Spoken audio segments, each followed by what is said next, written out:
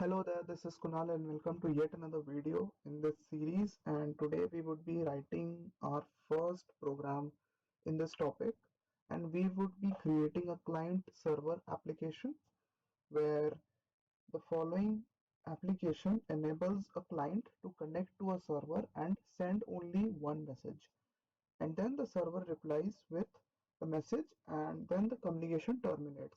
So basically we would be writing the code for both the client part and the server part, and building a networked application kind of, and where the client would be sending a message to the server would be receiving it, and once the data transfer is over, the communication then terminates. Now going forward, as I said, that we would be writing our code for both the server part and the client part, and both of which would be running simultaneously on two different windows on this local machine. So before starting, one must look at the format of the file in which this is saved, that is .c format means the entire code of the server side and the client side has been written in complete C programming language. So on So I have already written the code beforehand. So what I will do is I will make you walk through each and every line of this code one by one. So starting from the header files, the first two lines include your basic header files, which is usually present while writing any C programming code. And the next two header files is for the inclusion of files or functions which has been used in writing this socket program. So as we all know, any program starts from the main function, which is known as the driver of the program. And as we enter into the main function, I have declared three variables, that is socket underscore descriptor, client underscore socket, and client underscore size of the data type int. Then in line number 11, I have declared two variables, that is server underscore addr and client underscore addr of the structure type sock addr underscore in. Where sock addr underscore in is a structure which contains elements used to define the address of a server. Now, a structure means that it contains variables of different data types. So, this particular structure, that is sock addr underscore in line number 11, is a structure which has members which is predefined, which are used to declare the address of your server or client. So, using that structure, we have declared two variables, that is server underscore addr and client underscore addr. Then I have declared another two variables, that is server underscore message and client underscore message of the data type character in line number 12. Now we have this memset function. So memset function is a function which is used to fill memory location with values. That is this function contains three parameters, and the first parameter is your starting address from which the values would be filled. The second parameter is your value that is to be filled, and the third parameter is the number of bytes that is to be filled. So what we are actually doing is we are clearing the variable, that is server underscore message and client underscore message, by initializing 0 to each and every byte of them. And the reason why we are doing this, because we want to be very sure that the variables we are using for the transfer of data is completely clean. So 0 has been assigned to server underscore message and client underscore message using the memset function, which is similarly like your malloc function or calloc function, which is used to assign memories dynamically. Now going forward, we have this socket function, which is a call that creates an unnamed socket and returns a file descriptor to the calling process. Now the socket function takes in three parameters and returns an integer value. Now that integer value is stored in the variable, that is socket underscore descriptor, and if that integer value turns out to be less than 0, that means we have failed to create the socket properly. And similarly, the conditional statement has been put there for that purpose, to check whether we are or we were able to create the socket successfully or not. Now, going in details of the socket function, here AF underscore INET, which is the first parameter of the socket function, means that the communication is over the internet domain. So the first parameter defines the domain in which the communication is taking place. The second parameter, that is your sock underscore stream, indicates it is a stream type of communication, and 0 indicates the protocol used is TCP or TCP IP protocol. So in the previous video, I discussed what is the TCP IP model, and using that model, we are writing this program. So in order to tell the computer that this program is following the TCP IP model, we have initialized 0 in the third parameter. So whatever value is returned would be stored in the socket underscore descriptor. Then we are checking whether we have created that socket successfully or not. If yes, then the respective statement would be printed that a socket has been created successfully. Then we have to assign the port number and IP address to that socket.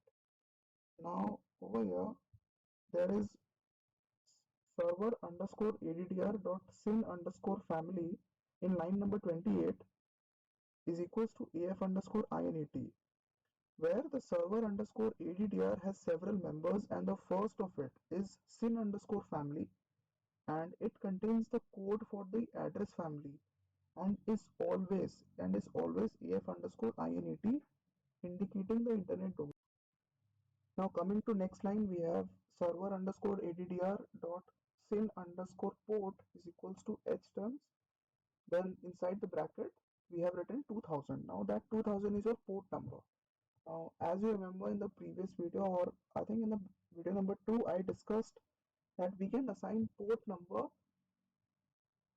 or we can assign any random port number which is greater than the value of 1024 but less than 65535. Now any port number has to be less than, or has to be greater than 1024, because any port number below 1024 is already in use. Like your web server uses your port number 80. Similarly, each and every port number which is below 1024 is already in use, and hence it is a rule that if you want to assign any port number, it has to be greater than 1024 and less than 65535. So we have assigned a port number of 2000 to server underscore addr dot syn underscore port, where we have assigned the port number into the syn underscore port member, and this takes on the network byte order. And the h tons is your function which converts the host byte order representation of the port number to network byte order representation. So basically it is a function to convert the type of byte order. So it converts host byte order to network byte order. Now coming to line number 30, we have server underscore addr dot syn underscore addr dot s underscore addr is equals to inet underscore addr. Then inside bracket we have written 127.0.0.1. Over here your 127.0.0.1 is the loopback internet protocol address, also referred to as the local host. And this inet underscore addr is a function that converts the string representation of an internet address into a numeric form. So after we have assigned the IP address and the port number, and we have successfully created the socket, so the next step which comes after the creation of socket is the bind function. And bind function is a system call that binds a socket to an address. Here the address would be the IP address of the current machine and the port number, and on failure it returns a value less than 0. So the bind function takes three parameters and it returns an integer value, and if it is less than 0, that means the binding has been failed, and we would be printing the conditional statement accordingly. And if we are done with binding successfully, then we would be proceeding for the client function. So basically what we did was we took the IP address and the port number and connected that to your socket descriptor or the socket. So that function is called the bind function, that we have given an identity to your socket using your IP address and the port number. So and if that process is successful, we would be printing the message accordingly. Now we have the listen function, where this listen function allows a process to listen on socket for communication. So the listen function takes in two parameters. The first one is your socket underscore descriptor, and the second parameter is any numeric value that signifies the number of connections waiting while the process is handling a particular connection. So now looking at the listen function, we can say that only one connection can wait at the maximum, because in the second parameter of the listen function we have assigned 1. So only one client request can be waiting at the maximum. So then we turn on the socket to listen for incoming connection and store the client's address and socket descriptor by accepting an incoming connection. So after we have successfully listened on a particular connection, then we would accept that connection. So accept function lets you come in. So as you can see in line number 48, the accept function call takes in three parameters and returns an integer value which is stored in the variable of client underscore sock, which is a client descriptor. And now from this point we would be using that descriptor for our program. So as you remember, we were using the server socket descriptor, but as soon as the accept function call has been made, we have received the client socket descriptor and we would be using that to continue our process of coding. So same trick would be applied to the accept function call as well. We would be applying a conditional statement and we would be checking if the value returned by accept function is greater than 0 or not, and if it is not, then we would be printing the respective message accordingly, that it can't be accepted. So after every process, that is your socket function, bind function, listen function and accept function, we would finally be printing that the client has been connected at IP address this and port number this, and then we would be receiving the client's message using the receive function. And the receive function takes in four parameters. So the similarly same type of trick would be applied to your receive function as well. We would be checking if the value returned is greater than 0 or not, and if it is not, then we would be printing couldn't receive the message from the client. And as far as the transfer of data is concerned, it would be done only using your receive function and send function. And once the transfer of data is over, we would be closing the connection. We would be closing the server side connection using the close function. So the close function closes the connection. So now let's open the client side program, and when you draw a comparison between the client side program and the server side program, almost 80% of the things are same. That is, all the functions including your socket function, your close function, all the header files, and all the variables and the structure which were used in defining the IP address and port number to your server side would be exactly same. So till line number, I'll say line number 29, everything is same. After that, the client side has a function called the connect function, which is absent in the server side program. And using the connect function, the client side connects to the server. And it is at this point that a connection has been established between your client and the server. So the connect function takes in three parameters, and same kind of trick would be applied. And we would be going for a check to as to whether the connect function has been successfully connected or not, and in case if it is not, then we would be printing the respective message. So once the connection has been established, then your transfer of data takes place using your receive function and send function. So the client side then sends the message and then receives a message as well. And once everything is over, it closes the connection using the close function.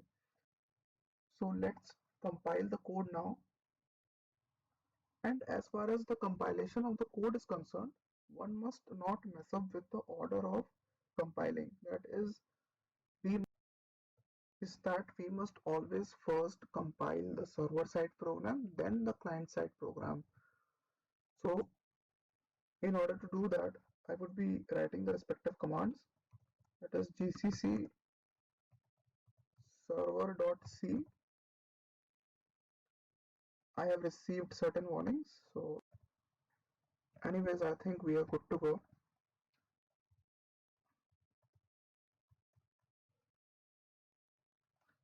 So as soon as I run the server side program, we have received a message saying socket created successfully and we are done with binding. Now we are listening for incoming connections. So it is at this point that the client would be connecting to the server side and using the connect function and sending a message.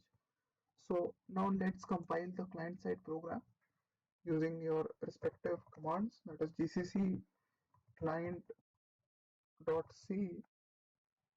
Similarly, we have received certain warnings, I think, which can be ignored. So going forward, we have received a message saying the socket has been created successfully in the client side as well, and it has been connected with the server successfully using the connect function. Now we would be writing a message which would be transferred to the server side, and it can be any random message. So as you can see, we have successfully created an application, a client server application, where client sends a message to the server and the server receives it and sends back a message in reply to your client. And if I summarize this program, what we did actually was, starting from the server side code, we created a socket using the socket function. Then we binded that socket with a particular IP address and port number using the bind function. Then we used the listen function to accept the connections. Then came the accept function. After accept function came your send and receive function, using which we shared your data. And once the transfer of data was over, we used the close function to close the connection. Then similarly in the client section, almost everything was same except the connect function, which is only present in your client section and using which the client connects to the server and shares your message. And after everything is over, we close the connection from your client side as well. So this was it for today, and in the coming videos we would be creating a much more larger applications with much more functionalities. So stay tuned. So let us write a message saying KIT is the best college.